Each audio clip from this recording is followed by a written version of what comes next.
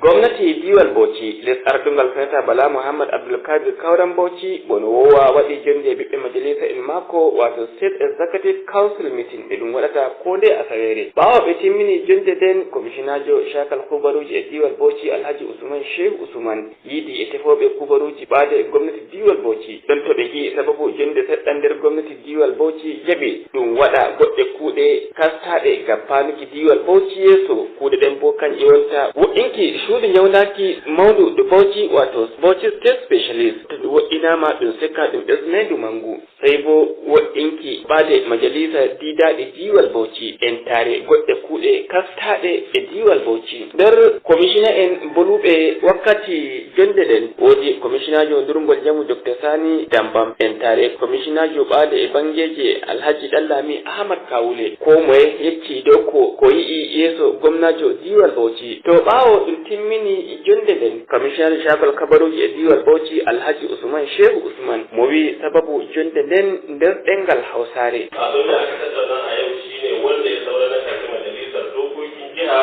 kuma za a yi aiki na sabunta kusan komai da ke cikin a wannan majalisa sannan kuma yadda kuka sani asibitocinmu musamman ma babban asibiti specialist na jiha yana cikin wani yanayi kwanan bayan kila kun ga wani ya zo ya yi bidiyo yana ta yadawa a social media yadda ruwa yake zuwa ni dai duk da kuma na gani na so wasu sun gani to mai girman gwamna ya ba da umarni cikin gaggawa kuma za a yi aikin ba tare da bata lokaci ba nan take za a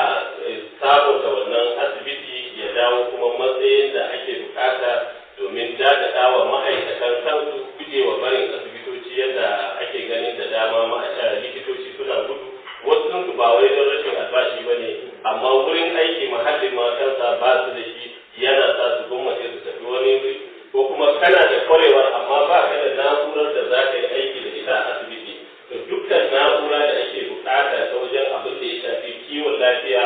da bincike suna daga cikin wannan kwangila da za a yi na sabunta wannan asibiti na jiha a bangaren kafafen yada labarai akwai tattaunawa da aka yi na kokarin tabbatar da kammala tashar gidan rediyo ta jiha wato DRC da kuma talabijin ta jiha wanda tuni ma kayayyakin wasu sun sani an kawo da za a iya cewa wasu har ma an kafa su baya ga sabunta wuraren aiki. Usman Shehu Usman wonɗon commissionajo shakal kubaruji e diwal Bauchi nder mamamɓe commissionajo shakal kubaruji Alhaji Usman Shehu Usman wakkati jonde nden woodi Alhaji Muktar Gidaɗo hokko gwamna sawra dow ko men shani jeydan ko en tare Alhaji Dallami Ahmad